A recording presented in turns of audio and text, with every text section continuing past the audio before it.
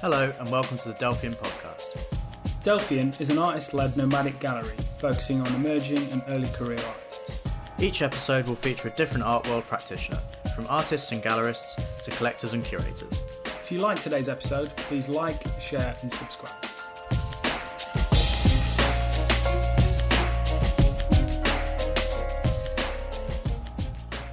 Hello and welcome to the next episode of the Delphian Podcast. I'm Benjamin Murphy and with me is Nick J.S. Thompson. Today we're with Ellie Pennick, who's an artist and curator from the north of England. Her gallery Guts Gallery is outspoken in its support of marginalised members of the artistic community who are often overlooked.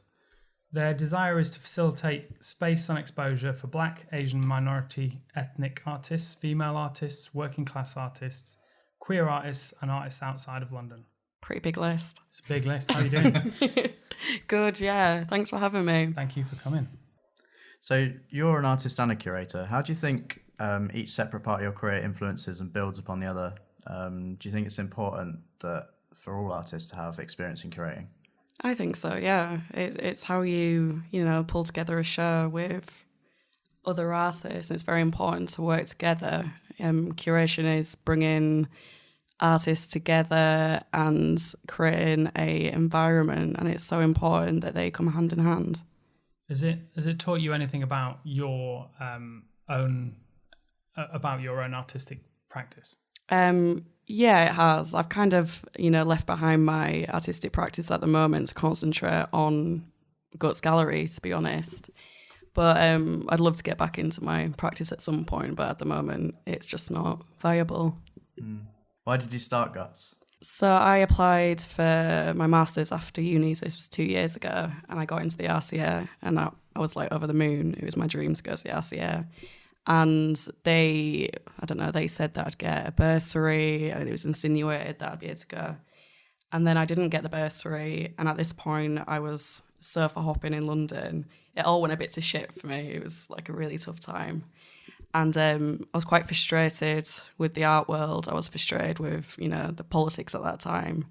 So I thought, fuck it, I'm going to create a business venture that will help people who are struggling. Do you know why you didn't get the bursary? There'll be somebody who's worse off. Okay. Definitely. Like I was in a pretty dire situation, but, you can't blame them at all. But somebody, would have been struggling more. And bursaries aren't available. Like 20 years ago, there were so many available, and now it's just 1 in 100, and it's just tough. It's really tough to do a master's after BA from a working class background. Yeah, I think working class males are the least likely demographic to go to university. Yeah, which is I've heard quite that. surprising. It is surprising. I mean, back at home, it's crazy that I've gone to uni. The fact that you even go to uni, you should be so proud of yourself. I think people just concentrate on the end grade, but the fact that you've even, left home and done that is something that a working class person should be so proud of. Yeah. So why did you decide, with the kind of formation of Guts Gallery, why did you decide it was important to be supporting minorities in this way? Well, the minorities are just completely struggling. It is a very hierarchical, capitalist industry, and I really wanted to challenge that in a different way. But with Guts, I do exhibit the emerging struggling artists with established artists. So it's a system of support. I'm, looking at the gallery structure and trying to see where it's going wrong and to try and improve that in, I guess, a democratic way. Very political. Do you think that social media's sort of helped in some way? Massively. Like, I think you guys know that social media just has completely, just completely changed everything. How accessible art is, how you can find different artists, different curators, galleries that are unheard. But the only issue, the downfall, is that people don't go to a physical space with a gallery. They just see it on Instagram and they like it, and that's enough for them. They don't always go out their way to, see an exhibition in person. Do you think that social media has helped these minorities who are traditionally underrepresented in the art world get their work seen, and has it redressed that balance in some way? I think so, yeah, definitely. It's just, I mean, somebody with a massive following who picks up on a emerging, struggling artist, that can completely change their career. And that's amazing. That's such a powerful tool, especially Instagram. I think that's what everybody uses at the moment, and it's fab for that. So for the Guts exhibition that you did in summer, how did you go about organising and funding it? God, it's quite funny. So I wanted to do a massive opening, and I approached Ugly Duck in London Bridge, and they're just, a great venue, and they support local communities. They're fab. And I went in and I was like, here's the deal. Like, I've got no money, but I really want to do this exhibition. This is who I support. This is what I'm about. Will you help us out? And it was Geraldine who runs Ugly Duck. And she said, yeah, go on then. So I kind of Del-boyed my way into getting a free warehouse space, which is pretty crazy in London now. And that's how it all started, really. And then with the funding, I just put a GoFundMe out. I had a massive list. I just contacted everybody that I thought, would help me. And then you don't get it if you don't ask, right? Yeah, no, exactly. I've got that, attitude. You might as well try. You've got nothing to lose. And then Sadie Coles got back to me and was like, yeah, I'm just going to give you 500 quid. And I was like, you emailed back like, dear Sadie, like, yes, I really appreciate that. You've really helped out. But she's amazing. She's got a very similar ethos the way she, started Sadie Coles. Yeah, absolutely. But I think that was just like, I loved that. That really made my day. It was great. So it's I suppose with what we're doing is kind of similar to what you're doing. It's very kind of DIY, and it's do you think it's easier these days for people to just go out there and create their own opportunities and, as you said, Del-boy their way to getting what they want, I suppose? It's not easy, is it? It's not easy, but it's not easy. I mean, you can do it, and it's great that we're doing it, but it's hard. Like, we work a lot on doing these business ventures, and it is accessible. And I think a lot of people are helping each other out, and that's why it's kind of working at the moment for smaller galleries. But I don't think it's as easy, especially financially. It's a struggle. I suppose what I kind of meant is because of how connected the world is now. Yeah. More so than it was, I don't know how 20 years ago. Do you think that kind of thing would have been possible? The kind of thing that we're doing now would have been possible then? I'm not sure. What do you think? So I'm kind of in two minds. I think that now the fans of artists and the collectors of artists can very easily get in contact with those artists. Yeah. And it's very easy to connect yourself with people who are of similar mind, have similar interests. I think in the past, probably the traditional gallery was the middleman for that. Yeah, I suppose. Definitely. Or like the art dealer, it was a lot like that. Yeah, no, I think you're definitely right with that. I think it's not as, insular as well now. Very insular, very, to yourself. And now it's expanded. I think that's great. That's definitely a positive move. Yeah, I think originally you'd have to go to a physical space, wouldn't you? If you're interested in particular artists, you'd go to a particular gallery that showed that type of art and stuff, and now it's just so open. Someone would invite you. It'd be, it's a very different, it's almost like a different class, like a circle that you have to try and, get into, and that's tough. That's tough, and I think it has changed, which is great. So Guts and Delphian are working together on a show. Yeah, we're doing it, aren't we? Yeah, it's coming exciting. up at the end of the year. So do you think it's important for galleries to collaborate on projects like this? So important. Like, we all struggle just, surviving in this political climate, and for galleries to survive, it's just so tough. And what we're doing is great. We're getting together to show that, we're not trying to be selfish anymore. We're trying to support each other. And again, create this platform that inevitably helps artists. And I'm really excited about this. I think kind of going back to what we were just saying, like the traditional gallery model does seem to be a little bit in flux now. And I think mid-level galleries that aren't really embracing that change are struggling, I think. And I have heard this from the horse's mouth. I'm not going to name names, but I think galleries like us are making it slightly more difficult for galleries like them, because now basically people can just create an Instagram account and they have a gallery. Yeah, it is as easy as that, I guess. That's how we all started. I mean, yeah. I just went off on a little bit of a Yeah. So I think that has made these like small to mid-level galleries that aren't embracing that change. It's made them feel threatened, and it's made them maybe less likely to be interested in collaboration. Yeah, no, definitely. I just think collaboration is so important. It's communication. It's showing that we support each other, and I think we are challenging the art world and the structure of the art world. And I'm just excited. I think it's such a great thing that we're doing. Why do you think more galleries don't do it? People are quite selfish. They want to have, they want to represent their artists, and they don't want to,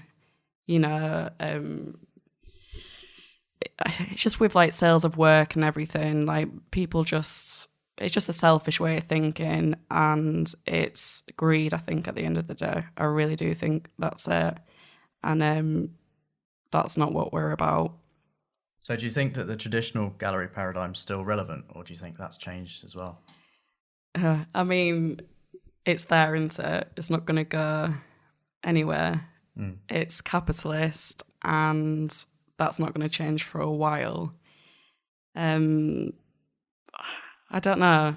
I think eventually, if there's enough of us that can show that there is a different way of, working together and creating a different structure, that could change over time. But it's going to take a while to do that. But as long as we keep doing what we're doing as smaller galleries, I think we could be on to a really interesting route. I think perhaps why we're so eager to collaborate with everyone from artist to gallerist is potentially because we're all artists ourselves. Yeah. Because I think artists are very quick to collaborate. Definitely. Gallerists don't seem to be. Yeah. Yeah, if you come from a background of that, then it's easier to sort of transfer it into the gallery For realm. sure. We know the struggle of it as well. Like, we know both sides of it, which is so good. We know how it all works, and we know what the artist wants. We know, what gallery wants, and we're really, I don't know, just so good that we're challenging it, I think. What a friend of ours says is, what's good for the goose is good for the gander, which I think is quite funny. I quite like that. Yeah, and what's good for the art world in general is good for the geese. Makes sense.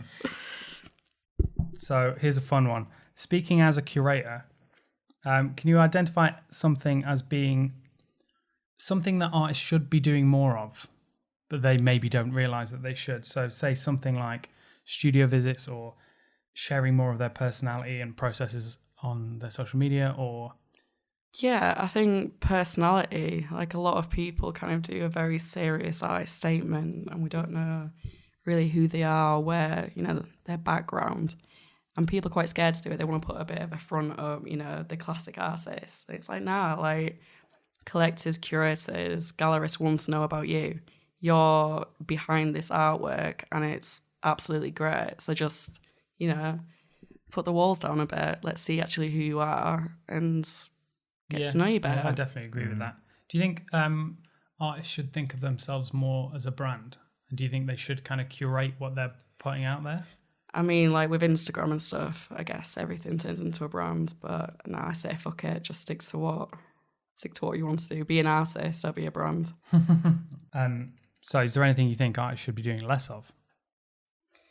Being arrogant, I think. Like, some people can be a bit up themselves, and you just need to pipe down a bit. Like, it does happen though. You go to art uni and you get into these cliques, and I think you just take a step back sometimes and just remember who you are and what you're doing.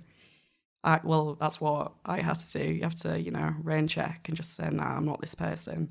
Just take a step back and do what you want to do. So one of the things that kind of sprung to my mind when I was writing this question is things like not saying yes to every opportunity that you get asked because you think, I need the exposure or whatever. Yeah. Should people be more selective over the exhibitions they do, more selective over what they show to the world in terms of like in progress works? Or yeah, it's how you want to be perceived, and that's up to the individual as an artist. But be selective, work with who you want to work with. Even if I think a lot of people don't work with smaller names, like, just go for it. It's not it's not an ego thing. Just do your thing. What would be your advice of how to get your work in front of galleries? How can people get noticed by galleries? Put your work on Instagram, email them. Like, I had an artist email me the other day, and she was like, "You probably will not read this." And I got back and I was like, "No, I've seen your work. It's great, and thanks for reaching out. You've got nothing to lose. Just give them a message. If they reply, they reply." But a lot of galleries do, and they want to see your work. And even if they can't give you an opportunity at the moment, the fact that you put your name out there is amazing in itself. How do you feel about open calls and art competitions and that kind of thing? I like them. Just, charging people a tenner. Fuck that. I never did it. I was like, nah.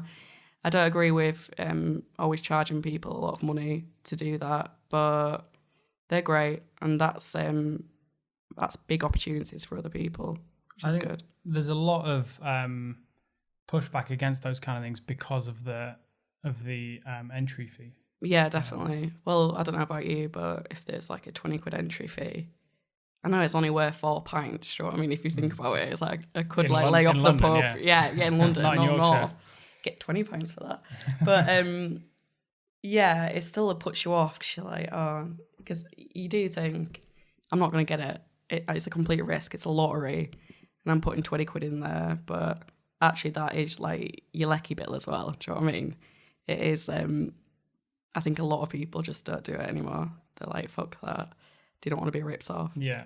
Ours is free, obviously, but just to play devil's advocate, I think these things do also obviously have a running cost to do an open call. No, of course you have to, pay people who are organising and stuff, but some of them are just so expensive. Yeah. It's ridiculous. I think if the price is so high that you can see it being part of their business model to support the gallery program for the rest of the year, I think that's unfair. Yeah, no, definitely. Not right. Yeah, no, for sure. We do ours, and we expect to lose money on an open call because of the amount of work that goes in it, and et cetera, but I think it's a worthwhile thing to do. No, definitely. I think it's great. I think that's how everyone views doing an open call. No, sadly. exactly. Do you think it's easier now for young artists and curators to make their own opportunities rather than having to wait to be picked up by a gallery? God, that's a tough one, actually. Yes, because it's more accessible, I always say, with Instagram. But no, because there's so many of us out there now. So what's my answer to that? I'm not sure. There's different factors involved in that. What do you think?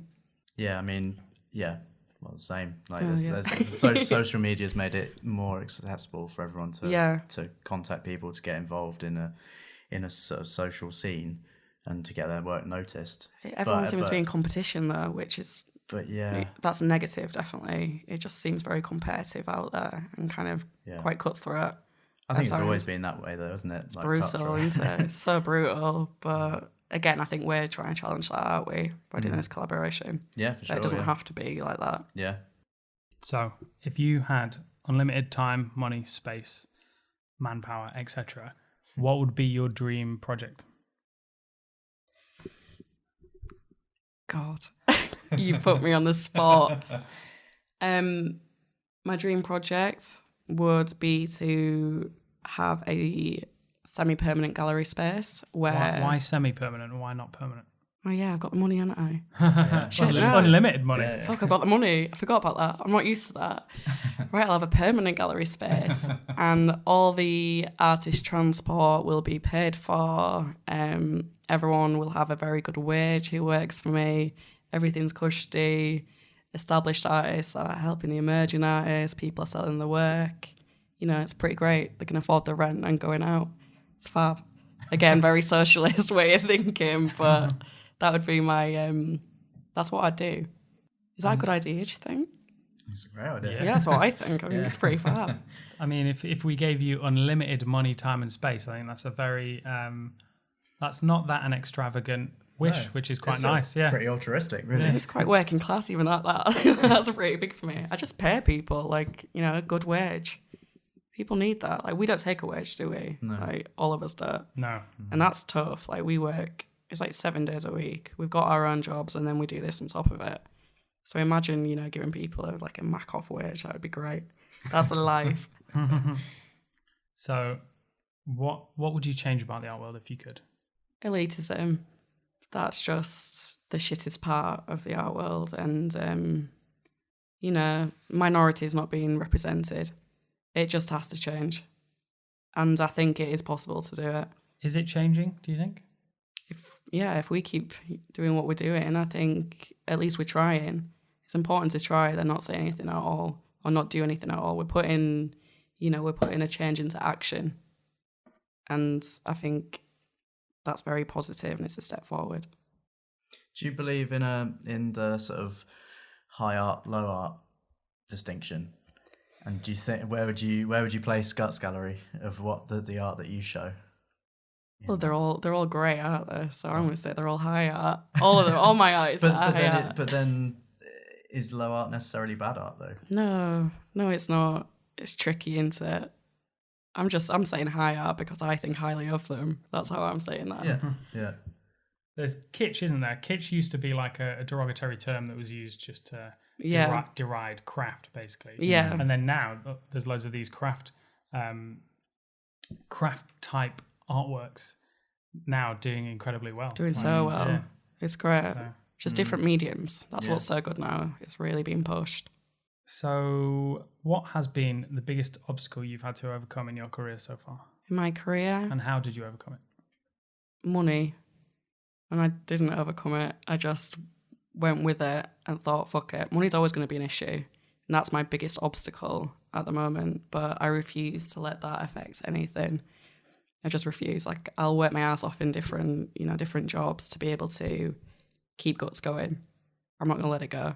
I'm that so might determined. be something nice to chat about, actually, because obviously when people see what personas are presented online, say from Guts Gallery or from Delphian or from our personal personas that we present online, I think if someone doesn't know us or what we do, they would think these guys are doing incredibly well. They must be raking it in, or they must have like trust funds. Yeah. So, and actually, I think a lot of people are a little bit reticent to acknowledge the fact that no, it's a fucking struggle. It's every day. It's a massive struggle. Like, I've worked, 3 jobs at a time. We don't have a day off. I just don't have a day off. It's not viable. And skint, but trying to make a change. Don't know what else to say with that one, really. I think we're in the same boat as the artists as well with that, and we understand. So, as a nice little sort of roundup question, what one piece of advice would you give to a curator or an artist who's just starting out? Fuck it, you got now to lose. Yeah, that's it. That's my advice. Got absolutely nothing to lose. Like, if you've got nothing, you can only try. You'll only get back to where you were, so you might as well just go for it. That's great. You think? I quite like it, yeah. Yeah. Whenever I try and answer a question like that, I always try and be really profound and give this really inspirational. Oh, fuck that. But actually, probably what you said is probably much more inspirational than any. Cuts the shit, doesn't it? Gets Exactly, the point. Yeah. All right. Well, that's a great way to end. I think it sums you up and Guts Gallery up very well. So thank you for having me. Thank you. Yeah. All right. See you later. Bye.